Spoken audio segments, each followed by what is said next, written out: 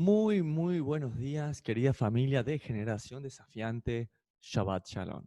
6 días trabajarás y harás toda tu obra, mas en el séptimo es día consagrado a tu Señor. No habrá obra alguna ni tú, ni tu esposa, ni tus hijos, ni tu hija, ni tu siervo, ni tu sierva, ni aun el extranjero, ni aun la bestia que habitase dentro de tus territorios. Porque en 6 días hizo el Señor los cielos y la tierra, mas en el séptimo Shabbat, parar, detenerse, disfrutar todo aquello que Él nos ha regalado. Quiero darte gracias, Señor, por la bendición de disfrutar de tus mandamientos. A la comunidad de nuestros queridos hermanos dispersos en todo Capital Federal, Buenos Aires, provincia de Buenos Aires, a nuestros amados hermanos en el resto de nuestra amadísima Argentina, a nuestros hermanos muy queridos en Chile, nuestros hermanos en Ecuador, en Manta, en Colombia, nuestros amados hermanos de Sucatavid, Cali y Bogotá, en Colombia, nuestros amados hermanos también de El Salvador, de Guatemala, de Nicaragua, de nuestro querido México, claro que sí, a nuestros amados hermanos en Estados Unidos, en Europa y en el resto de todo nuestro querido mundo. Gracias a Dios por nuestros hermanos dispersos en la tierra. Que el Señor me los recontra bendiga y arrancamos el día de la fecha con Apocalipsis capítulo 10 en las palabras del apóstol amado, el apóstol Juan. Y venimos estudiando este libro bastante interesante, un libro que en ningún momento creeríamos que nos sentimos totalmente al 100% seguro de esta interpretación. Claro que no es un libro profético, pero sí usamos la misma Torá, los mismos mandamientos, la misma Biblia, para ayudarnos a poder entender más a cabalidad o más cercano a lo que creemos nos quiere expresar este libro. Un libro muy interesante en el cual venimos estudiando acerca de estos 7 sellos. Este libro sellado, este rollo sellado, como se lo conocía a la Torá en su momento, el Sefer Torá o el rollo de la instrucción, un rollo que estaba cerrado por 7 sellos, donde solamente hubo uno que fue digno y que es digno de quitar esos sellos, de dar correctas interpretaciones, de poder mostrar lo que significa. Bien lo dijo él, aún yo soy el Señor del día de reposo. Soy yo el que da la interpretación, la alajá, la interpretación como rabino. Claro que sí, él dijo en Mateo capítulo 23, no llamen a nadie padre, yo soy Dios es vuestro padre. No llamen a nadie rabí, maestro, mi grande. Yo soy vuestro rabí, yo soy vuestro rabino. Y gracias a Dios por enviarnos a su Mashiach, a su ungido. Y él nos iba revelando estos sellos. Y los primeros 4 sellos que se pueden interpretar de 2 maneras. Una de las maneras es la histórica. Es esto ya pasó, estos 4 jinetes de Zacarías capítulo 6 son los mismos 4 bestias, por ejemplo, de las que habla Daniel también, capítulo 6 y 7, o también es lo mismo de lo que habla Joel, del saltón, el revoltón, también puede ser lo mismo, y simbolizaron 4 reinos en la tierra, ¿sí? Especialmente Babilonia, ¿sí? 605 al 539, como vino después de eso Media y Persia, por ejemplo, y luego de eso vino también Grecia, y luego de Grecia vino Roma, ¿sí? Podríamos interpretar como que todo esto arrancó y que son 4 reinos que ya pasaron. Otra forma de interpretarlo también podría ser válida, ¿por qué no? Pensar que estos 4 primeros sellos están por venir. Y primero va a venir un caballo blanco, que es un caballo de paz, es un tiempo de decir cada quien beba, cada quien disfrute, pero después de eso un caballo bermejo, que es un caballo de guerra, un caballo de o te sometes a lo que por las buenas te dije y si no ahora por las malas vas a ver. Y luego de eso un tiempo de gran hambre, que es el caballo negro, y finalmente un tiempo de desolación, que es el Hades. Si se lo entendemos de esa manera también, tanto como que fue histórico o como que está por venir, entendemos, claro que sí, al quinto sello, que es el resultado de esto. Estas almas de gente, personas que mueren en la confianza del Señor, mártires debajo del altar, que es un hebraísmo para hablar de santos, de gente que murió en la confianza, en la esperanza de la resurrección, diciéndole, ¿hasta cuándo, Señor Santo y verdadero, nos juzgas vuestras y vengas nuestra sangre en los que moran en la tierra? Almas que piensan, que hablan, que recuerdan delante del Señor, diciéndole hasta cuándo. Pero falta poco, hay que esperar un tiempo para que sus consiervos también se sumen. ¿Qué quiere decir? Que hubiera sido histórico, o sea, como que pasó hace mucho tiempo, o puede ser en el presente, ese mismo sello dice, faltan algunos que tienen que sufrir. Eso va para el concepto que estamos estudiando Apocalipsis, vamos al capítulo 10 y en ningún momento hemos podido ver que exista una doctrina, por ejemplo, como la del rapto y que la iglesia está 7 años arriba en el cielo y mientras tanto acá, que les vaya como en feria al restante y luego vuelven a bajar, cosas que no están en la Torá, porque todos se quieren ir al cielo. Todos nos queremos ir al cielo, pero ¿cuántos estamos dispuestos a padecer por el Mesías? ¿Cuántos podemos decir, basta al discípulo ser como su maestro? Claro que sí. Y entonces, en este quinto sello está el resultado histórico, ¿sí? De las almas que han sufrido, ¿sí? Los cuenta el libro de los Macabeos, por ejemplo, de esta mujer que fue mutilada al igual que sus 7 hijos, todos por no aceptar el comer animales inmundos, sí, sí, claro que sí, puede ser. Estos tiempos de Antiguo Cuarto Epifanes que mataba a todo aquel que guardaba Shabbat, sí, ¿por qué no? Y está por venir, ¿y por qué no? Ese es el quinto sello. Y un sexto sello que sí me atrevería a decir que es lo que hablaba el apóstol Pedro, que lo que hablaba Pablo, de que el cielo se cubre de negro, que los cielos se fundirán y dejar de ser, que sí me parece que parecería como sí que está por venir. Este momento donde va a ocurrir esto, donde este gran terremoto, muchos aseguran que este terremoto es los pies del Mesías en la tierra, de que inicia un gran juicio. Y es increíble, pero antes del sexto, después del sexto sello y antes del séptimo, hay un tiempo, que Apocalipsis 8 lo estudiamos, que era ese tiempo de 30 minutos de calma. La calma que precede a la tormenta, la calma que precede al huracán. Y es increíble porque en ese tiempo, antes de este sexto sello y el séptimo, dice que el Señor empieza a salir en búsqueda de sus escogidos. Y eso no lo digo yo, lo estudiamos nosotros en el libro de Ezequiel también, en Ezequiel capítulo 9, cómo el Señor le dijo a estos ángeles que van a raer la tierra. Justamente son 4. Imagínense, ¿en qué parecido a los 4 jinetes también? O sea, imagínense Zacarías, Ezequiel, Daniel, Joel, todos lo mismo, hablando de lo mismo. Le dice, pero antes que venga a raer sobre la tierra, no dice, y me los voy a llevar y se van a ir conmigo 7 años mientras acá les va como en feria. No, dice, los voy a sellar. Los voy a sellar, van a ser míos. Sí, y puede ser que mueran, sí, se lo dijo la iglesia de Esmirna. Ustedes son míos, me pertenecen. Yo los conozco, los amo. Pero bueno, muchos de ustedes el diablo los va a llevar a la cárcel, van a morir, sí, pero de la muerte segunda, de esa te estoy librando. ¿Qué quiere decir? Aunque mueras en lo físico, tu espíritu es mío. Ya está. ¿Qué mejor? Estar en la presencia de Dios, ausente en el cuerpo, presente en el Señor.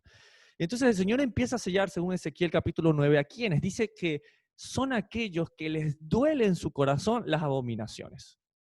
Y perdónenme si hablo de esta manera, pero el que a una persona le duela en su corazón ver las abominaciones del mundo, no hay fruto más puro de la presencia de Dios.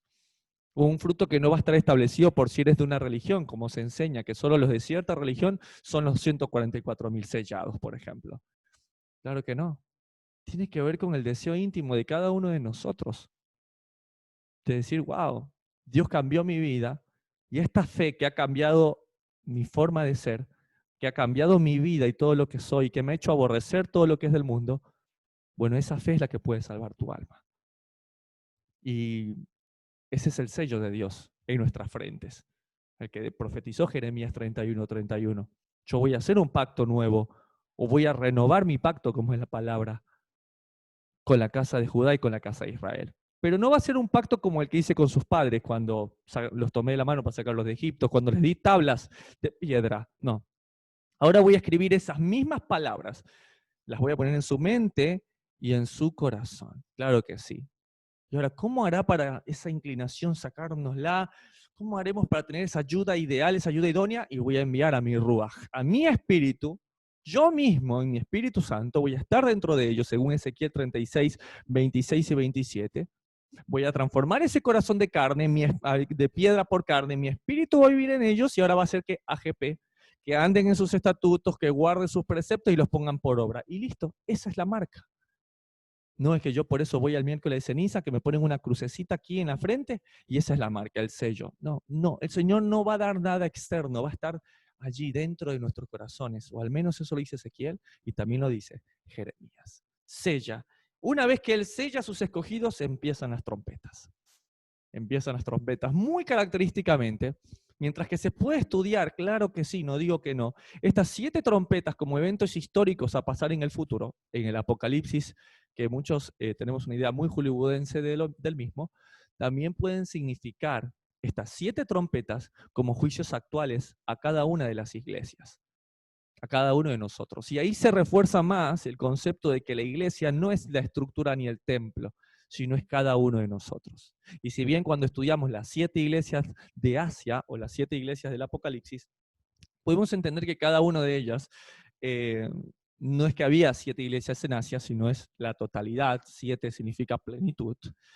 Pero estas iglesias que si bien estuvieron físicas y tienen etapas de años, ¿sí? También podían simbolizar a los sistemas religiosos, y estudiamos cómo, por ejemplo, Éfeso y Esmirna eran muy parecidas a las iglesias primitivas, como Pérgamo y Tiatira era el sistema romano, dando luz a la iglesia católica, como Sardis era la iglesia protestante, que no completaba las obras, pero mejoraba, Filadelfia, que es la iglesia fiel, que está luchando constantemente con qué iglesia, con la Odisea, que es la iglesia del último tiempo, la iglesia que le va muy bien, la iglesia que habla de la prosperidad, que tiene show, que tiene grandes luces, a diferencia de la iglesia de la Odisea, una iglesia de la iglesia de Filadelfia, una iglesia pobre. Entonces esto es muy interesante porque el Señor habla a estas 7 iglesias, a estas 7 personas, a estas 7 características de personas en iglesias y les dice, arrepiéntate. En el caso, por ejemplo, de la iglesia de Éfeso, le dice, tú eres muy observante, pero que ha dejado su primer amor. Entonces le dice, arrepiéntete, si no te quitaré el candelero. Y justamente, ¿cuál es el castigo de la primera trompeta? Con fuego. Cae granizo y fuego como en Sodoma.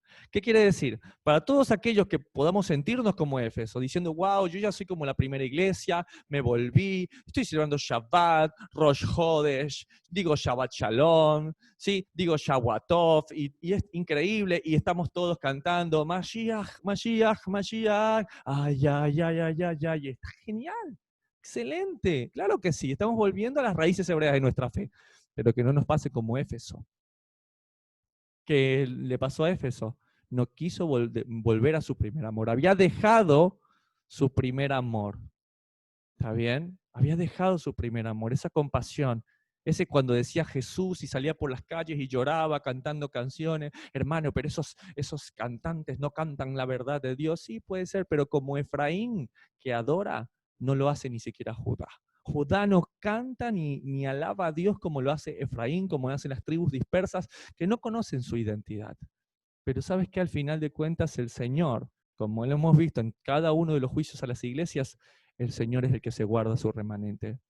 Lo estudiamos, y si no te invito a que vayas a estudiar Apocalipsis 2 y 3 con nosotros, cuando aún dentro del remanente de la iglesia católica le dice a aquellos que no conocieron la profundidad de Satanás, no les pondré mayor peso. ¿Qué quiere decir? La salvación pertenece a nuestro Dios y al Cordero que está sentado en el trono. ¿Quiénes somos nosotros para decir quién es salvo y quién no? No es algo que nos compete. Nosotros tenemos que amar. ¿Qué quiero decir con esto? Hay que volver a nuestro primer amor. ¿Hay que dejar la Torá? Claro que no. Claro que no. Es los mandamientos de Dios y no negar la fe del Mesías. Pero hay que volver al primer amor. Y ese es el primer juicio a esta iglesia, que le cae granizo y fuego como Sodoma. Luego Esmirna, Esmirna que significa mirra, le dice, conozco tu tribulación, tu pobreza, ¿sí? Pero eres rico. Y la blasfemia de los que dicen ser judíos y no lo son, y eso ya lo estudiamos, tiene que ver con Edom, con los edomitas, se fiel hasta la muerte, se fiel hasta la muerte. Y muchos no lo son. Muchos empiezan este proceso, muchos salen de Egipto, pero no llegan a la tierra prometida. ¿Y sabes qué? Vamos a pasar tribulación y podemos morir, sí, pero ¿sabes qué? No nos toque la muerte segunda. Eso es lo importante. Aquel que quiera salvar su vida, al final, ¿qué le va a pasar? Y la va a perder. Entonces, si en algún momento de nuestra vida las situaciones nos llegan a poner una prueba, elijamos al Señor. Que el Señor nos dé la sabiduría para saber elegir. Porque Él nos va probando como Esmirna a cada paso. Puede ser la muerte física, sí. ¿Qué tal la muerte social? ¿Qué tal tú entendiendo los mandamientos del Eterno, tú haciendo el curso básico, tú aprendiendo un montón, Y cuando por fin entendiste, no sé, un tema como, no sé, la alimentación, por ejemplo, que el Señor tiene cuidado aún de lo que comemos, y vas a una reunión con tus ex amigos de, no sé, de hace mucho tiempo que no lo ven y te hacen una reunión en tu honor y todo lo que te sirven, como lo dice el libro de Isaías o el libro de Levítico, es caldo de cosas inmundas. Y te va a tocar tomar una decisión, o vivir aparentemente y ser querido por todos, o morir socialmente al decir, no, me hace daño, yo ya no consumo, me lastima. ¿Qué vamos a elegir? Y constantemente la iglesia de Esmirna se puede hacer carne en nosotros. Sí, no niego que estos juicios puedan ser en el futuro y que sean como el granizo que cae, como los mares que se cubran de rojo. No dudo que sí, claro que sí, si los veremos, gloria a Dios. El Señor es sobrenatural, pero digo, hoy hermanos, hoy pensemos que podemos ser Esmirna, que el Señor manda sobre nosotros prueba y tribulación para definir nuestra fe, y en vez de preferir morir socialmente, morir económicamente, preferimos vivir. Pensémoslo, porque si no el mar en sangre y las naves destruidas, y las naves tienen que ver con mercadería. Entonces muchas veces decir, no, yo prefiero mi negocio al Señor, prefiero esto al Señor, y cuidado porque tus naves van a ser destruidas. Y los mares que simbolizan naciones, personas, sociales, van a morir. Es que yo no quiero perder mis seguidores, mis amigos, mi ambiente, me voy a quedar solo. Bueno, si no estás dispuesta a esa muerte, igual el mar se va a volver sangre e igual vas a perder tus naves, tu mercadería, tu trabajo, todo lo que crees que te da seguridad, el Señor lo va a tomar como un castigo a los que podamos ser como Éfeso y quisimos guardar nuestro primer amor y ahora como Esmirna tenemos que ser probados si aflojamos y no queremos morir. Luego también estudiamos la iglesia de Pérgamo. Pérgamo significa matrimonio mixto, ¿está bien? Tienes mi nombre, le dijo a Pérgamo, pero tienes la doctrina de Balaam que sacrifica a los ídolos. Balaam era aparentemente un profeta de Dios, pero también jugaba para el lado de las riquezas, también jugaba para el lado de esto me conviene. Y de hecho, este es el sistema que tiene también a los nicolaitas. Los nicolaitas son aquellos que se creen más, yo soy tu autoridad, yo estoy por encima de ti, yo soy tú. Y realmente el Señor nos dijo, el que quiera ser primero sea el último, el que quiera ser servido tiene que servir. Y le dice a este sistema, tú que has mezclado las cosas para estar por encima, tú que tuerces el evangelio, y ojalá que eso no nos esté pasando a nosotros, de torcer las escrituras para seguir teniendo un puesto de autoridad, de decir, yo soy el tal, el cual, el tal título, no quiero nombrar el que sea, pero estoy teniendo un puesto de autoridad. El Señor te dice esto, o sea, arrepiéntete de eso, de esa doctrina de los nicolaitas, de Balaam, porque si no sabes qué le va a pasar, yo voy a pelear con la espada de mi boca y sabe que vas a probar ajenjo. ¿Se acuerdan que estudiamos que ajenjo eran aguas amargas? Era una agua que se mezclaba con un agua pura. ¿Está bien? Y lo que querías tú de usar tu puesto de influencia se va a transformar en amargura en tu corazón. Luego vimos la iglesia de Tiatira, que simbolizaba a la iglesia católica, apostólica y romana. Y él le dice, arrepiéntete, porque reconozco tu amor, tu fe, tus obras, y eso es indudable, la obra que ha tenido la Iglesia Católica a través de los años. Y muchas veces eso puede aparentemente no vislumbrar lo que el Señor le dice. Y el Señor le dice, tus obras postreras son mayores que las primeras, pero Jezabel, esa mujer que tienes ahí, esa mujer que se hace llamar sacerdotisa, esa Samiramis, esa reina del cielo, esa mujer no te está dejando avanzar. Y sabes que arrepiéntete de eso porque te voy a echar, dice, en cama y te voy a herir de muerte por andar idolatrando, por andar adorando al sol, la luna y las estrellas, y la pones a esta mujer, Jezabel, Samiramis, y le pones las estrellas en los pies y les pones una luna en su base. ¿Sabes? Si tú no te arrepientes de esa idolatría, le dice a Tiatira, lo mismo que tú adoras, el sol, la luna y las estrellas, pues yo las voy a ocultar. La tercera parte no te brillará más. No brillará más sobre ti.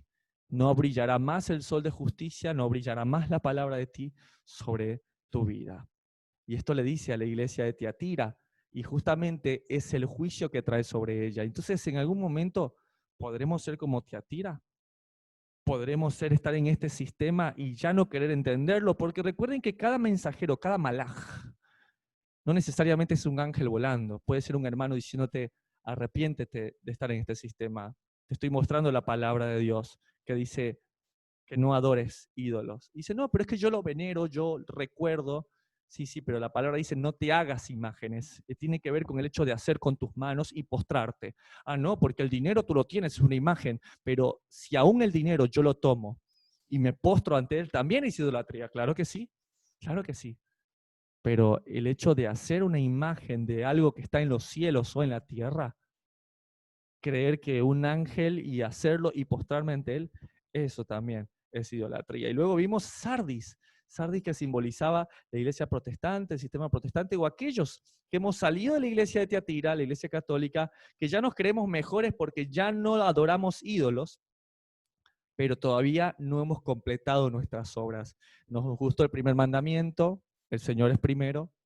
Nos gustó el segundo mandamiento, no te postres, no adores otros ídolos. Nos gustó el tercero, mi boca, no nombres el Señor en vano. El cuarto no me gustó, ese lo salto, eso de día de reposo, eso es judío. El quinto sí, honrar padre y madre. El sexto, no matar. Séptimo, no adulterar. Octavo, no robar. Noveno, no decir falsos no hablar en falsos testimonios. Y el décimo, no codiciar de tu prójimo, su esposa, su buey, su asno, ni sus tierras, nada.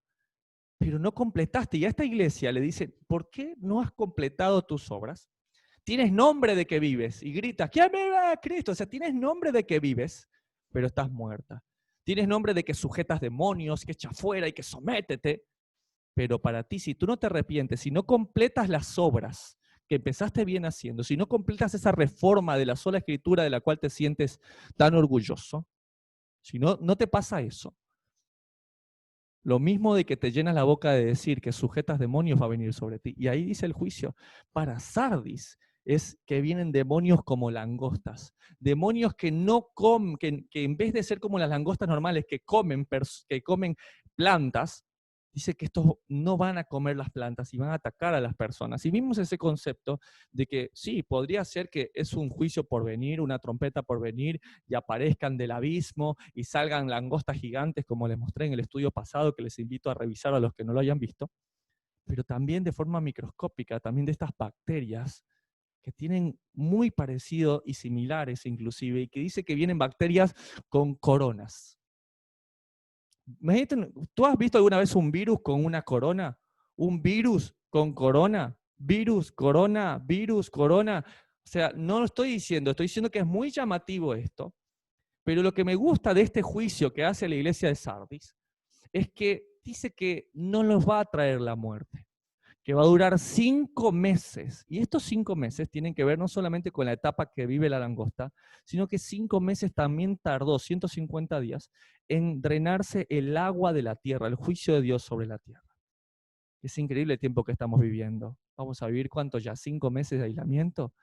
Entonces, ¿podría esto corresponder también? Entonces, lo que yo digo es que dejemos de ver el juicio del Apocalipsis como algo tan general y empecemos a vivirlo cada uno. Yo estoy siendo como la iglesia de Sardis. Estoy siendo como esta iglesia que hace algunas cosas bien, pero las otras las he desechado. He usado la palabra de Dios como un menú de restaurante. Esto me gusta, esto me gusta. Ah, no, esto no me gusta. Porque no son sugerencias del Señor, son sus mandamientos. Y no sé qué concepto tenemos. No es una sugerencia, es un mandato. Y es el Rey quien nos manda que lo hagamos. La séptima iglesia, ¿sí? La sexta iglesia, al menos en el orden de Apocalipsis como en los juicios, es la Odisea. Ya vamos a ver que la de Filadelfia lo habla más adelante, justamente hay una trompeta especial en el capítulo 11, que la vamos a ver hoy. Y la Odisea es la iglesia de los últimos tiempos, la que dice ser rica, pero es tibia. Y él le dice, yo castigo a los que amo, así que por favor, eres la iglesia de los últimos tiempos, arrepiéntete, y le empieza a hablar como de los últimos tiempos, con tanques de guerra, con cosas sobrenaturales, pero dice que ni aún así, con todo esto que hemos visto, familia, se arrepintieron, ni aún con todo esto, y uno diría, ¿cómo la gente no se puede arrepentir con todo lo que ven? Si lo ves de forma histórica, si lo ves como hechos por suceder, es increíble que haya personas que no se arrepientan viendo estos hechos sobrenaturales. Pero nosotros tampoco nos estamos arrepintiendo, aún con los hechos sobrenaturales que están pasando actualmente ahora, que podrían haber sido tranquilamente todos estos procesos que hemos venido hablando.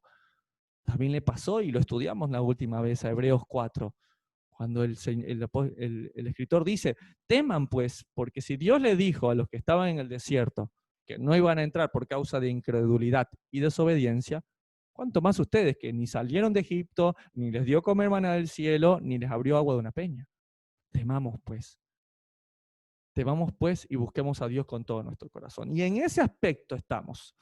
Estamos entonces con esta sexta trompeta, ¿sí? A punto de ser tocada la séptima, y en este espacio estamos en Apocalipsis capítulo 10, en las palabras del apóstol Juan. Verso 1, vi descender del cielo a otro ángel fuerte, un ángel diferente, envuelto en una nube, con el arco iris sobre su cabeza. Ya hemos estudiado que el arco iris es un símbolo también de paz, es un símbolo de pacto, ¿no? Y su rostro era como el sol y sus pies como columnas de fuego. De verdad que se parece mucho, no sé si se acuerdan cuando vimos estas mismas características en el capítulo 1 y 2 del Mesías, ¿no? De bronce bruñido, del arco iris que estaba en el templo. Y su rostro que era como el sol, ¿se acuerdan? Cuando él hablaba como estruendo de muchas aguas, sus cabellos blancos como la nieve, ¿no? Es muy llamativo esto, y dice que este ángel desciende. Y me recuerdo mucho en Hechos 1, cuando ellos les pasaba lo mismo, pero al revés. El Mesías había resucitado, ascendió a los cielos, y en Hechos 1, capítulo 10, dice así: y estando ellos con los ojos puestos en el cielo, entre tanto que él se iba, he aquí se pusieron junto a ellos dos varones con vestiduras blancas, los cuales también les dijeron: varones Galileos, ¿por qué estáis mirando al cielo? Este mismo Jesús, Yeshua, que ha sido tomado de vosotros al cielo, así vendrá como le habéis visto ir al cielo. Y sería una escena increíble, ¿no? De ver al Mesías irse y ahora finalmente volver. ¿Sí? Finalmente volver. Apocalipsis 10:1 dice: vi descender del cielo a otro ángel fuerte, envuelto en una nube, con el arco iris sobre su cabeza, y su rostro era como el sol, y sus pies como columnas de fuego. Tenía en su mano un librito abierto, y su pie derecho sobre el mar, y el izquierdo sobre la tierra. Increíble esa característica, no sé ustedes, pero es como cuando Pedro vio que aquel hombre le dice: echa la red a la derecha.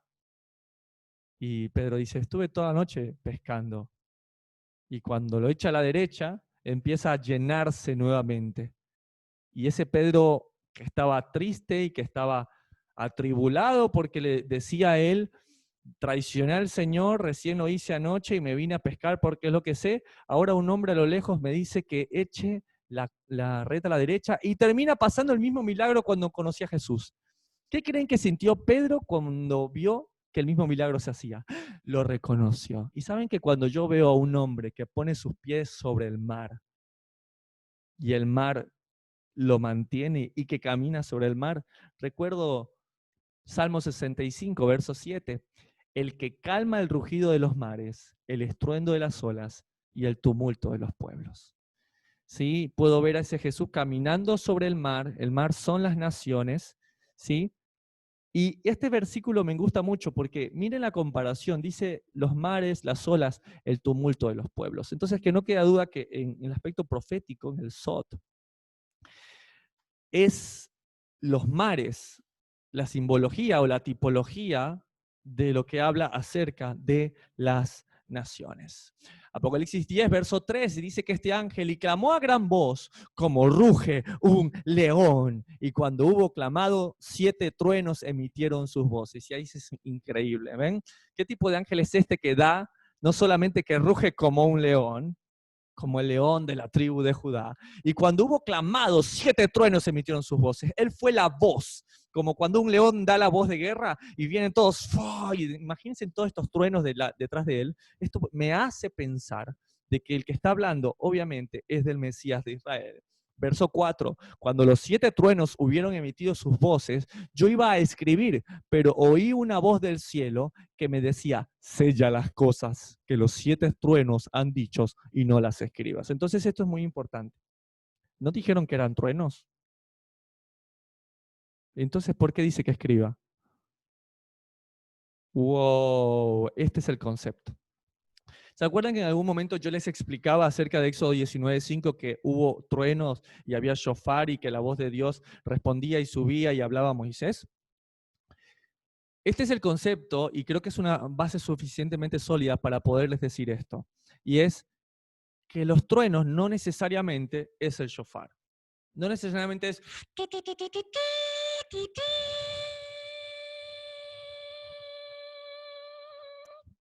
No necesariamente tiene que ser un shofar, porque puede ser que así como los truenos hablan, puede ser su palabra. ¿Los truenos de dónde vienen? Del cielo. ¿Y la palabra de Dios de dónde es? De los cielos, celestial. ¿Entienden? Puede ser, vuelto y repito, es una interpretación. Me escriben a veces por interno cada cosa. Es mi interpretación de que los truenos simbolicen a la palabra de Dios. ¿Qué quiere decir? ¿Un ángel podría ser un ángel volando? Sí, puede ser. Pero puede ser un malaj, puede ser una persona que te habla la palabra de Dios. Y cuando te habla la palabra de Dios, es una trompeta sonando a tu vida, de que te arrepientas, de que busques a Dios. Y cuando tú no escuchas esa trompeta, viene castigo sobre ti. ¿Entiendes? Entonces aquí es una base suficientemente sólida, porque dice el verso 4, y repito, cuando los 7 truenos emitieron sus voces, no emitieron sonido. No emiten sonido, emiten voces. Yo iba a escribir, o sea, ¿quién dice, ay, mira cómo está? Ahí voy a escribir. Nadie, uno escucha. Pero si del trueno salen voces, tú sí puedes escribir.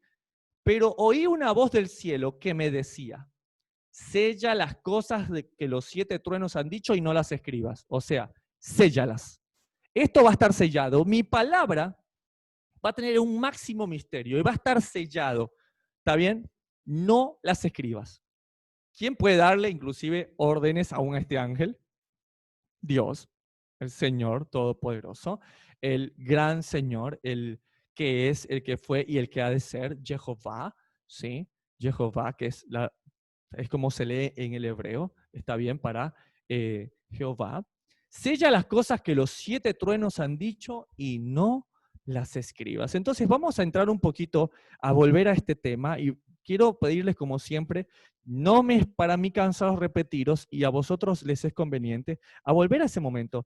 Traten de volver a ese momento cuando estamos ahí. Estamos en Éxodo capítulo 19, verso 5, cuando el Señor se presenta en Sinaí, cómo se tapa todo el cielo, toda esa montaña brota humo como de un gran volcán y cómo los cielos descienden y lo que se escucha es un tremendo trueno de los cielos que están... espero que se escuche bien.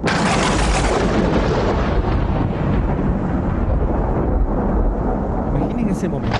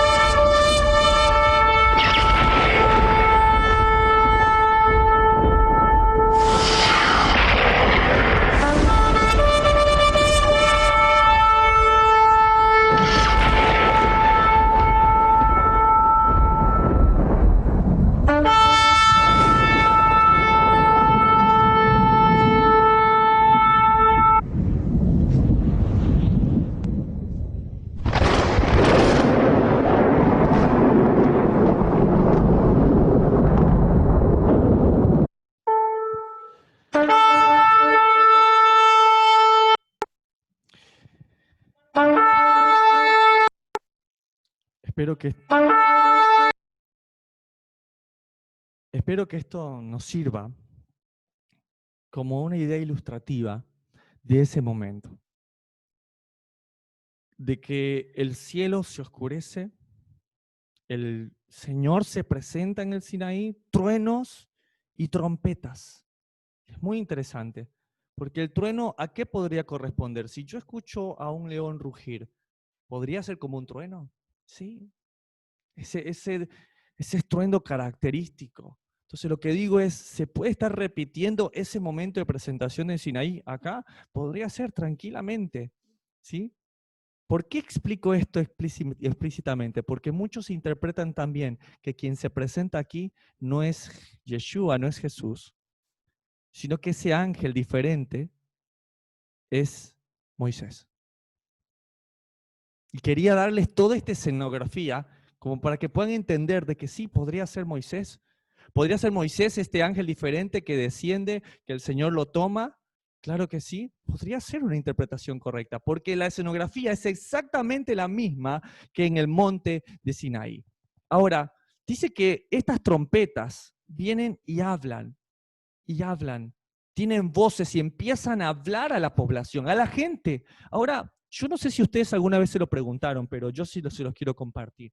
Y es, ¿cómo hicieron las naciones que no hablaban hebreo para entender en Sinaí la voz de Dios, la voz de Moisés? ¿Cómo hicieron? ¿Había un traductor? ¿Qué pasó? ¿Cómo fue estos 7 trompetas, estos truenos, todo esto que hablaba? Y tanto así que todos lo entendieron, los egipcios, los de todas las naciones, de todos los extranjeros que además de las 12 tribus de Israel, salieron con ellos de Egipto. Y algo que a mí me impactó mucho es que según la tradición, y explico que esto es la tradición rabínica, creo que es la primera vez que voy a anotar desde el Antiguo Testamento, mal llamado Antiguo Testamento, la tradición rabínica como una instrucción para entender el Antiguo Testamento y al Nuevo. Y una referencia que a mí me impactó y esta semana estuve muy emocionado con lo mismo. Pero ¿cómo se hicieron para entender en el idioma que ellos no conocían? Según la tradición rabínica enseña que en el momento que el Señor se presenta en Sinaí y salen los truenos, dice que salen lenguas en forma de fuego y se posaban sobre las personas, ¿sí? Y les daba el idioma.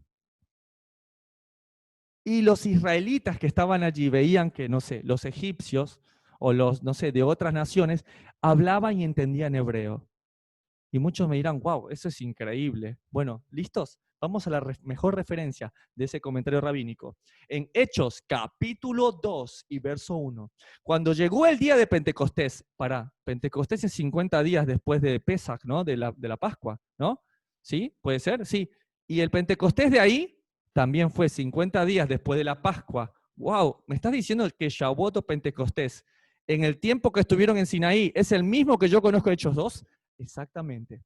Estaban todos unánimes juntos, como en Sinaí. Y de repente vino del cielo un estruendo, wow, lo mismo que estamos viendo, como de un viento recio que soplaba, el cual llenó toda la casa donde estaban sentados. Y se le aparecieron lenguas repartidas como de fuego, tal como lo enseña la tradición rabínica, asentándose sobre cada uno de ellos. Verso 4, y fueron todos llenos del Espíritu Santo. ¡Wow! Y comenzaron a hablar en otras lenguas, según el Espíritu les daba que hablasen. Moraban otros entonces en Jerusalén, judíos, varones piadosos, listo, solo había judíos, de todas las naciones bajo el cielo, judíos de Roma, judíos de Éfeso, todas esas comunidades que visitaba Pablo, que eran judías. Verso 6, y hecho este estruendo, se juntó la multitud y estaban confusos porque cada uno les oía hablar en su propia lengua y estaban atónitos y maravillados diciendo, mirad, ¿no son galileos todos estos que hablan? Imagínate lo mismo que pasó en Hechos 2, pero al revés en Éxodo 19. Estoy diciendo, pero ¿no son egipcios? ¿No son de otras naciones estos que nos siguieron desde Egipto? 8. ¿Cómo pues les oímos nosotros hablar cada uno en nuestra lengua en la que hemos nacido? Verso 9, partos, o sea, los de Irán, medos, toda esta región de Media y Persia, Elam, elamitas, toda la región del río Éufrates, y los que habitamos en la Mesopotamia, en Judea, en Capadocia, el Ponto y en Asia, toda esta zona de Turquía, en Frigia y en Panfilia, en Egipto, en la parte del sur, y en las regiones de África, más allá de Cirene, y romanos aquí residentes, tanto judíos como prosélitos, tanto los que eran judíos como los que siendo gentiles se convertían al Dios de Israel. Verso 11, cretenses y árabes les oímos hablar en nuestras lenguas las maravillas de Dios. Ahora ponme mucha atención. No estaban hablando lenguas que nadie entendía. Y esto lo voy a decir con muchísimo respeto, ¿sí? Porque como lo dice Pablo, tiene que ser una lengua inteligible, y si no es inteligible, si es algo que tú no entiendes, tienes que tener traducción, y si tienes un traductor, tiene que tener un mensaje de exhortación o de ánimo o de reprensión para la congregación. Si no, no es edificante, somos címbalo que resuena y es mejor estar callados. Tiene que entenderse, si no se entiende, tiene que tener traducción y tiene que tener un mensaje de edificación, de exhortación o de reprensión para la comunidad. Pero en este caso es una lengua legítima. Legítima. Entendían, en Hechos 2, los partos, los medos, los de Elán, entendían las lenguas, pero ¿qué hablaban las lenguas? ¿Qué decían con su boca? Las maravillas de Dios. Ahora, ¿cuáles son las maravillas de Dios? Acompáñame al Salmo 119, verso 14, donde dice, me he gozado en el camino de tus testimonios, más que de toda riqueza. 15, en tus mandamientos meditaré, consideraré tus caminos, me regocijaré en tus estatutos, no me olvidaré de tus palabras. Haz bien a tu siervo, que viva y guarde tu palabra. Abre mis ojos y miraré las maravillas de tu ley. ¿Qué estaban hablando en Pentecostés? Las maravillas de Dios. Estaban diciendo, Ishma Israel, Adonai Eloheinu, Adonai Echad. Escucha Israel, el Señor tu Dios, el Señor uno es.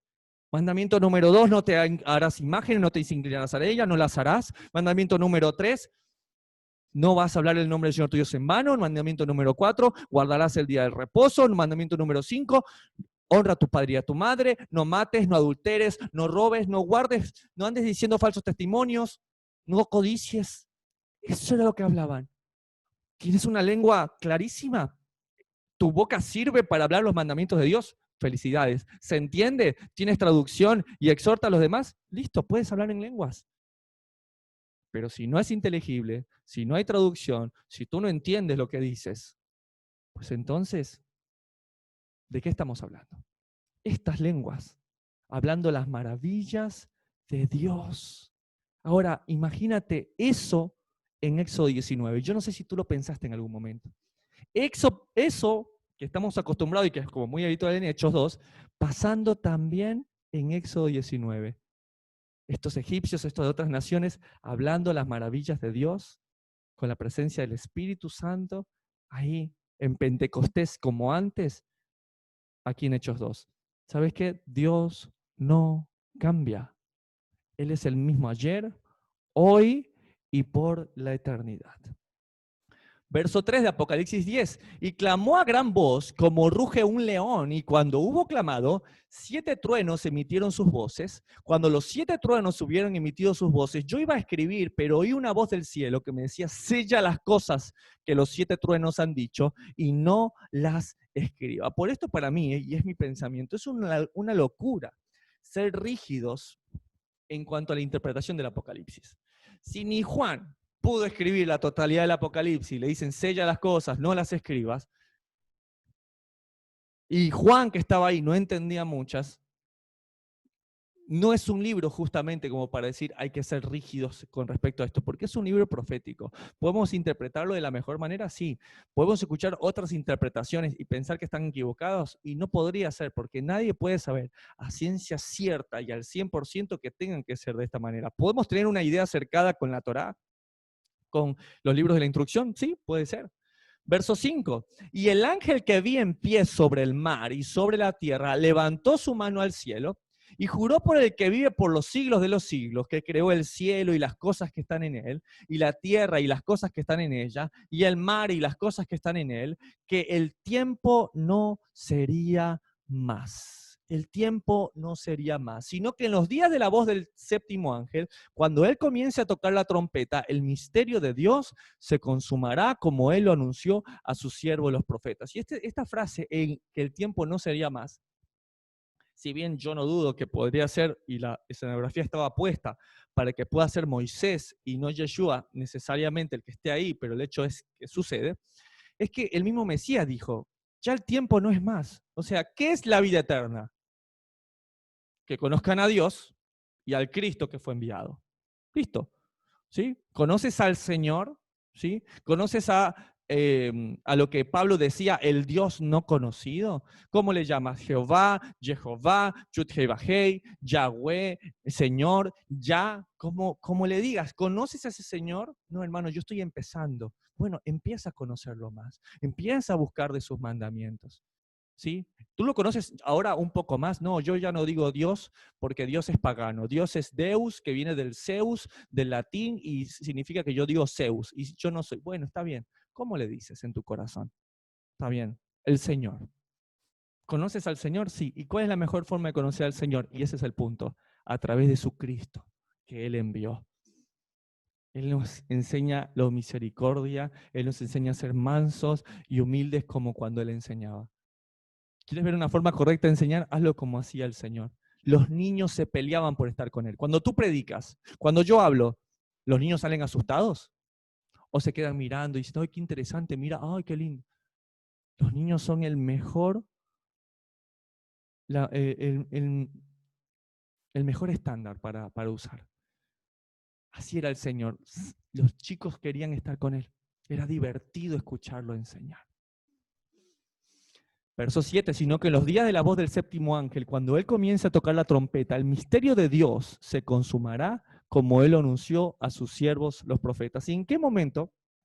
¿En qué momento suena la trompeta? Bueno, la suena, ya lo dijimos, en el capítulo 11, en el verso 5 va a sonar justamente en el próximo capítulo. Pero este misterio que dio a sus profetas, mira lo que dijo Daniel capítulo 12 con respecto a esto, en el verso 7. Y oía al varón vestido de lino que estaba sobre las aguas del río. ¿Ven? Nuevamente, lo mismo, ¿ven? ¿Se parece o no se parece? Estaban sobre agua, estaba por encima, había un varón vestido de lino, el cual alzó su diestra y su siniestra al cielo. ¿Ve? Es lo mismo que acabó de hacer. Levantó sus manos y juró por el que vive para siempre. Repito, no estoy diciendo que sea 100% así, pero es tan característico que lo mismo que veo en Apocalipsis por Juan, sea lo mismo que está viendo Daniel en Daniel capítulo 12. Y juró por el que vive por los siglos. Chicos, es lo mismo. ¿Está bien? Pero a pesar de que se parezca tanto, repito, no estoy de acuerdo con que seamos tan estrictos y rígidos con libros proféticos, pero es muy parecido. Que será por tiempos, tiempo y la mitad de un tiempo. O sea, que el tiempo no sería más. Y habla de lo mismo. Y cuando se acabe la dispersión del poder del pueblo santo, todas estas cosas serán cumplidas. Y yo oí, mas no entendí. Señor mío, ¿cuál será el fin de estas cosas? Daniel, hablando hebreo, profeta, Señor, no se lo comieron los leones. Yo no sé cuántos de ustedes se meten en una jaula de león y no se los come un león. A mí seguro, no sé. Señor, cuídame siempre. Pero digo, él dijo, no entendí. Señor, explícame. Entonces, debemos tener la misma actitud que Daniel. Verso 9, él respondió, anda Daniel, pues estas palabras están cerradas y selladas hasta el tiempo del fin. Pero quiero decirte algo, ¿cómo vas a conocer el tiempo del fin? 10. Muchos serán limpios y emblanquecidos y purificados. Perdón, me recuerdo la palabra que dice, por mi siervo, yo voy a purificar y a justificar a muchos. Los impíos procederán impíamente y ninguno de los impíos entenderá, pero los entendidos comprenderán y dicen que serán como las estrellas al firmamento, a perpetua eternidad, perpetua luz. Pero se dan cuenta que se parece mucho al capítulo de Apocalipsis, por eso me hace pensar que es el Mesías. Apocalipsis 10, verso 5. Y el ángel que vi en pie sobre el mar y sobre la tierra levantó su mano al cielo y juró por el que vive por los siglos de los siglos, que creó los cielos y las cosas que están en él, y la tierra y las cosas que están en ella, y el mar y las cosas que están en él, que el tiempo no sería más, sino que en los días de la voz del séptimo ángel, cuando él comience a tocar la trompeta, el misterio de Dios se consumará, como él lo anunció a sus siervos los profetas. Y esto le quería mostrar, lo vamos a ver en la próxima semana, pero esto es lo que dice Apocalipsis 11 con respecto a esta última trompeta que estamos por escuchar. El séptimo ángel tocó la trompeta. Recuerden que esta sería la trompeta de exaltación a Filadelfia. Y hubo grandes voces en el cielo que decían, los reinos del mundo han venido a ser de nuestro Señor y de su Cristo. Entonces, un séptimo ángel que toca la trompeta y hay voces que provienen de esa trompeta. Imagínense. Los reinos del mundo han venido a ser de nuestro Señor y su Cristo. Cuando suene esto, en los días de esta séptima trompeta, 8. La voz que oí del cielo habló otra vez conmigo y dijo, ve y toma el librito que está abierto y en la mano del ángel que está en pie sobre el mar y sobre la tierra. Entonces, ¿quién es este que es digno de abrir los sellos? ¿Quién es este que es digno de abrir el libro? El Mesías. ¿Sí? El Mesías. Explico porque me estoy inclinando más por esta interpretación que por la de Moisés, pero siento que es bueno comentársela. Verso 9. Y fui al ángel diciéndole que me diese el librito. Y él me dijo, agárrate, toma y come. Tomad y comed. Todos de él.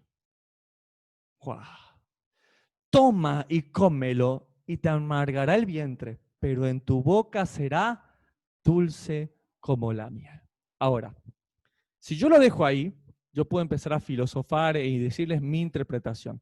Pero ¿qué tal si le pedimos a alguien que lo interprete por nosotros? ¿Qué tal si se lo pedimos a un buen amigo mío? A un hombre que quisiera conocer cuando esté en la presencia del Señor. Al profeta Ezequiel, en Ezequiel capítulo 2 y verso 6. Y le dice el Señor cuando toma su ministerio, y le dice, anímate. Y tú, hijo de hombre, verso 6, no les temas, ni tengas miedo de sus palabras, aunque te hallas entre zarzas y espinos y moras con escorpiones. No tengas miedo de sus palabras, ni temas delante de ellos, porque son casa rebelde, les hablarás, pues mis palabras. Escuchen o dejen de escuchar, porque son muy rebeldes. Esta semana esta palabra me ha confortado muchísimo y sé que a muchos que quieren compartir este mensaje también lo van a confortar. Escuchen o dejen de escuchar, tú predica. Verso 8, mas tú, hijo de hombre, oye lo que yo te hablo. No seas rebelde como la casa rebelde, y abre tu boca y come lo que yo te doy. Y miré, y aquí una mano extendida hacia mí, y en ella había un rollo del libro, y lo extendió delante de mí, y estaba escrito por delante y por detrás. Y había escrito en él endechas, son cantos fúnebres, y lamentaciones y ayes. Para un poco, no se supone que en el libro de Apocalipsis había los 3 ayes del ay, ay, ay. ¿Se dan cuenta? ¿Se dan cuenta de lo que les digo? No conocer las escrituras, no conocer la Torá, los Nevín, los profetas, te mantiene una visión cegada del Apocalipsis. ¿Qué quiero decir con esto? No interpretes el Apocalipsis, dile a la Torá que te lo interprete. ¿Por qué podía acertar en sus enigmas José el soñador? Porque conocía la Torá. ¿Por qué Daniel podía dar interpretaciones al rey? Porque conocía la Torá. No tiene que venir algo a ojo blanco. Permítele a la Torá, a este libro que él ya abrió sus sellos para ti, que te está diciendo hoy, toma y cómelo. ¿Vas a predicar? ¿Vas a enseñar a un pueblo rebelde? Sí, entonces abre la boca, toma y come este libro. Este libro que, ¿cómo es? ¿Cómo sabrá este libro? ¿A qué sabe este libro? Y no sé, pregúntale al profeta Ezequiel, ¿qué libro está hablando el profeta Ezequiel? Ah, no, el profeta Ezequiel está viendo las cartas de Pablo, está viendo la primera carta a Tito. O sea, ¿qué libro en el pensamiento del profeta Ezequiel es este libro? ¿Es la Torá? No, yo no creo en eso. ¿Qué tal si le preguntamos, con este sabor dulce como la miel, a Ezequiel capítulo 3? Ahí, en siguiente, él nos va diciendo, verso 1, la voz me dijo, hijo de hombre, come lo que te doy. Wow. Cómete este rollo, por si acaso nos quedaba duda. Luego ve y transmite el mensaje a los israelitas. No, ve y predica y luego te comes el rollo. Ve, cómete este rollo. Luego ve y transmite a los israelitas. Así que abrí la boca y él me dio a comer el rollo y llénate el estómago con esto, me dijo. Al comerlo sentí, díganlo conmigo, un sabor tan dulce como la miel. ¿Les queda duda alguna de que Apocalipsis capítulo 10 es lo que vio Daniel? ¿Es lo que está viendo Ezequiel? Es lo mismo. ¿Cuál era este libro que está escrito por delante y por detrás? Y ya lo hemos dicho en una infinidad de veces, la Torá, los profetas, los mandamientos. No, es que Ezequiel no, yo soy más de la onda de David, porque a mí me gusta matar gigantes. Bueno, vamos a Salmo 119, donde el salmista dice, verso 101, de todo mal camino contuve mis pies para guardar tu palabra. no me aparté de tus juicios, porque tú me enseñaste. 103. Cuán dulces son a mi paladar tus palabras, más que la miel a mi boca. De tus mandamientos he adquirido inteligencia. Entonces, dos cosas. No queda lugar a duda que el libro del que hablaba David era la Torá. Génesis, Éxodo, Levítico, Deuteronomio y Números. ¿Sí? Los libros de la ley, los libros de la instrucción, ¿sí? Bereshit, Shemot, Devarim, Bamidbar, ¿sí? No queda duda que son los libros de la ley, porque David no conocía otra cosa. Y él dijo en Deuteronomio, no le agregues ni le quites a mi palabra. No olviden que da inteligencia a estos mandamientos, ¿ah? No lo olviden. Apocalipsis 10, verso 8. La voz que oí del cielo habló otra vez conmigo y dijo, ve y toma el librito que está abierto en la mano del ángel que está en pie sobre el mar y sobre la tierra. Verso 9. Y fui al ángel diciéndole que me diese el librito. Y él me dijo, toma y cómelo. Y te amargará el vientre, pero en tu boca será dulce como la miel. ¿Qué onda? ¿Cómo es que es dulce como la miel, pero te amarga el vientre? No sé si se les pasa a ustedes, pero escuchar la palabra es dulce. Tú empiezas a escuchar sus mandamientos y que Él dio su vida por ti, y empiezas a escuchar todas sus palabras y cómo está ante la mujer y le dice, vete y no peques más, yo tampoco te acuso. Y empiezas, wow, dice estas palabras. Él enseña como quien tiene autoridad. Y veo sus brazos abiertos de cómo murió por mí y me da dulzura y me ha llenado de amor. Pero ¿cómo puede ser que sea amargo también? Y lo explica Pablo en Romanos capítulo 7 y verso 22. Porque según el hombre interior, me deleito en la ley de Dios. Pablo dice, yo, si me preguntas así, en el hombre interior, en el hombre que debo ser, me deleito en la ley de Dios. Pero veo otra ley en mis miembros que se revela contra la ley de mi mente y que me lleva cautivo a la ley del pecado que está en mis miembros. Miserable de mí, ¿quién me librará de este cuerpo de muerte? Dos cosas. La primera, para aquellos que dicen no estés bajo la ley, sino bajo la gracia, ¿te has puesto a pensar que Pablo habla más de una ley en sus cartas? ¿Te has puesto a pensar que cuando dice me deleito en la ley de Dios, adivina de quién es la ley? Pues de Dios, su mandamiento, y que cuando dice la ley de la carne, y le dice, no estés más bajo la ley, sino bajo la gracia, no está diciendo que no estés bajo la ley de Dios que Él se deleita, sino contra la ley de la carne, o puede ser la ley oral, las interpretaciones de los rabinos.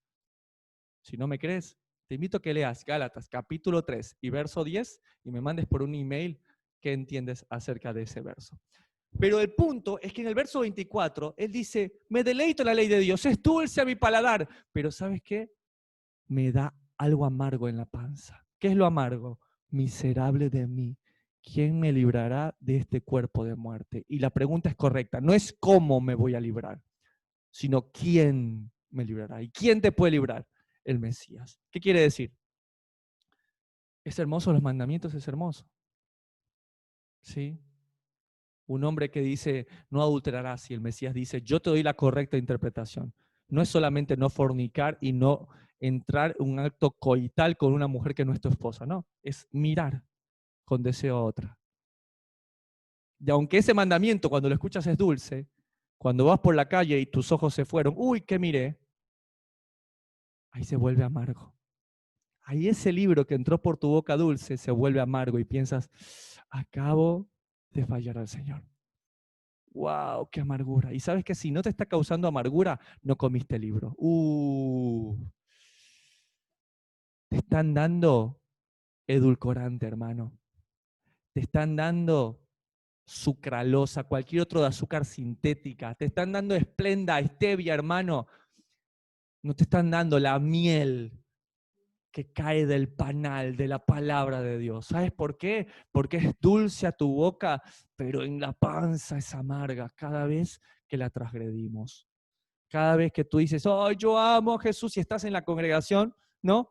Estás cantando ahí, gracias Señor, cómo te amo, ¿cuántos quieren ir por Señor? Yo Señor, aleluya, gloria a Dios. Y de repente estás el lunes en la tarde en el trabajo cansado y tratas mal a un cliente. Si tú te comiste el libro, que es realmente dulce al paladar, cuando pasa eso te causa amargura en la panza. Porque dices, wow, ¿cómo me enseñó a ser mi maestro? Cuando te trata mal tu compañero el día jueves y te insultó y tú viniste y arremetiste y te portaste peor que él, si tú probaste el libro en tu boca, en tu panza va a ser amarga, porque vas a decir, él dijo, él me enseñó que si me dan en una mejilla, de la otra.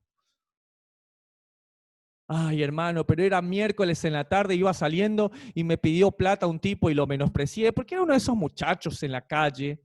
Y bueno, y usted sabe, pues yo soy un importante ejecutivo. Y si tú probaste el libro, que es dulce en tu boca, ese momento va a ser amargo. Y vas a decir, ¿quién soy yo? ¿Quién me creo para menospreciar a otros?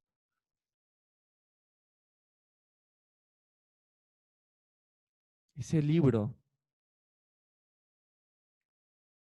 no sabemos que es dulce al probarlo en la boca, sino al sentir que es amargo en la panza, amargo en tu estómago. Ese libro te recuerda de que, como dijo Pablo, no pretendo haberlo alcanzado. No pretendo haberlo alcanzado, pero sigo. No es si te caes, es cuántas veces te puedes levantar y continuar. Dios sabe, Él le dijo a su apóstol, le dijo, Pablo, bástate en mí, mi poder se perfecciona en tu debilidad. Yo sé que tú eres débil, pero aquí estoy yo contigo. Vuélvete a levantar, pero me caí, pero vuélvete a levantar. Toma, prueba que es dulce, pero después es amargo, pero prueba que es dulce, pero después es amargo, pero prueba que es dulce. Y sabes que nadie puede conocer el sabor de la dulzura sin antes que haber probado lo amargo. La mejor torta dulce, cuando se prepara, ¿qué se le echa? Sal. Bloquea todos los sabores y sobre eso puede hacer. La mejor forma de pintar una pared de rojo, ¿cuál es? Poner una base blanca atrás. No está mal que el libro sea dulce a tu boca. Lo que está mal es que no te esté dando amargura dentro de ti cada vez que transgrede esos mandamientos. Y si no te está pasando esto, si tú tienes una actitud de, no, estoy en la ley, ya no estoy en la ley, estoy en la gracia, ya Jesús murió por mí, bueno, dice Hebreos capítulo 10, verso 25, pero para tales cosas de pecar y pecar, no, entre yo más peque, hay más gracia. Dice, los que dicen tales cosas, dice el apóstol Pablo, su condenación es justa. Los que dicen, hagamos males para que abundes vienen. Porque estamos en la ley y porque estamos en la gracia y no bajo la ley, ahora voy a pecar para que la gracia abunde. Claro que no, claro que no. O sea, mi obediencia a la ley confirma la gracia. Porque yo no sabría que algo no estaba bien si no conociera la ley. ¿Estás probando el libro dulce? No es porque levantas las manos en el altar, ni porque lloras delante de la presencia de Dios, sino porque te duelen las abominaciones del mundo, como lo dice Ezequiel 9. No es por la dulzura del libro, sino por la amargura que te provoca, que cambia en ti. Porque hermano, si esta fe no cambia tu vida, no va a poder salvar tu alma. Verso 10 de Apocalipsis 10, estamos terminando. Entonces tomé el librito de la mano del ángel y lo comí, y era dulce en mi boca como la miel, pero cuando lo hubo comido, amargo mi vientre. 11. Y él me dijo, es necesario que profetices otra vez sobre muchos pueblos, naciones, lenguas y reyes. Ahora ya está, lo probaste, te causó amargura, hay dolor, dijo Pablo, yo me siento endeudado, vivo endeudado con mis hermanos al conocer esta verdad. Bueno, si tú puedes decir en este día, hermano Lincoln, yo al igual que usted siento que este libro ha sido dulce en mi boca, pero ahora es amargo en mi vientre, siento que tengo una deuda ante el Señor y ante mis hermanos que conozcan, para que no pequen más, para mis familiares. Y estoy empezando a hacer esto, sí, ya quiero orar, quiero ayunar, quiero tener tiempos de intimidad con Dios, quiero estudiar su palabra. ¿Para qué? Para que al comerme el libro pueda predicar. Y muchos van a predicar, como le dijo Ezequiel, muchos no te van a escuchar, pero tú predica igual. Yo voy a estar contigo. Este misterio que dice que cuando suene la séptima trompeta, el misterio va a ser consumado. ¿Qué quiere decir? Se va a entender. Pero los entendidos van a comprender. ¿Qué quiere decir esto? Que aunque no haya sonado la séptima trompeta, ¿sí? Al menos no cronológicamente, para muchos la séptima trompeta ya sonó. ¿Qué quiere decir esto? Para muchos la séptima trompeta profética puede haber sido que sonó en tu vida y entendiste el misterio. ¿Por qué? Porque este misterio es del que habla Pablo en Efesios capítulo 1 y verso 3. Bendito sea el Dios y Padre de nuestro Señor Jesucristo, que nos bendijo con toda bendición espiritual en los lugares celestiales en Cristo, según nos escogió en Él antes de la fundación del mundo, para que fuésemos santos y sin manchas delante de Él, en amor, habiéndonos predestinado para ser adoptados hijos suyos por medio de Jesucristo, según el puro afecto de su voluntad.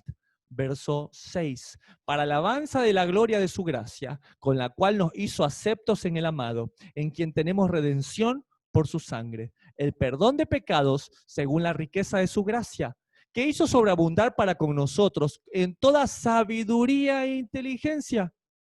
A ver. Esto nos hace abundar en sabiduría e inteligencia. ¿Se acuerdan que recién leímos que cuando ese libro venía a nuestra boca, que era dulce como la miel, según el salmista David en Salmo 119, ¿qué provocaba en nosotros? Sabiduría e inteligencia. ¿Se dan cuenta? Verso siguiente, 9, dándonos a conocer el misterio de su voluntad. Aquí está el famoso misterio, según su beneplácito, el cual se había propuesto en sí mismo, de reunir todas las cosas en Cristo, en la dispensación del cumplimiento de los tiempos. Aquí están los famosos tiempos que iban a dejar de ser, así las que están en los cielos como las que están en la tierra.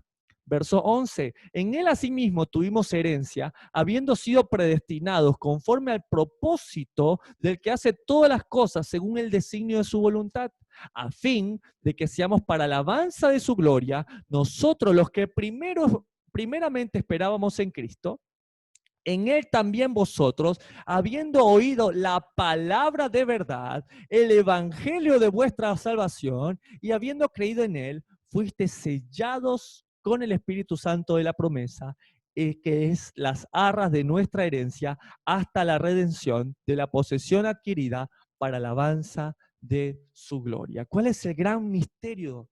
¿Cuál es este gran misterio? El que dijo Pablo, que los gentiles son coherederos. ¿Qué quiere decir esto? Que aún las ovejas perdidas de la casa de Israel, que están dispersas, que sí, parecen egipcios, sí, parecen partos, sí, parecen ecuatorianos, sí, parecen argentinos, sí, parecen estadounidenses, norteamericanos, sudamericanos, europeos, sí, parecen, pero son mis hijos. Y yo los voy a tomar de entre las naciones y los voy a traer y van a ser uno solo en mi mano. Ahora, ¿cómo los va a reconocer el Señor? Están sellados por el Espíritu Santo, el Espíritu de verdad. Ese es el gran misterio. Él ya te escogió, te tiene sellado, te tiene en su mano. ¿Tiene que pulirte? Sí. ¿Tiene que pulirme? Claro que sí. Claro que sí. Él envió a su Mesías, renovó el pacto. Es como esa imagen que me gustó esta semana. Él abrió la jaula, pero ahora tú tienes que salir de ella. Tienes que andar en sus estatutos, guardar sus preceptos y ponerlos por obra. Amén. Amén. Amén. Espero que te haya sido de bendición este Apocalipsis capítulo 10 interpretado por lo que creería yo Ezequiel el profeta. Nos vemos la próxima semana para estudiar Apocalipsis capítulo 11. Finalmente, la última trompeta que va a sonar de estas 7. Que el Señor me los recontra bendiga. Shabbat Shalom.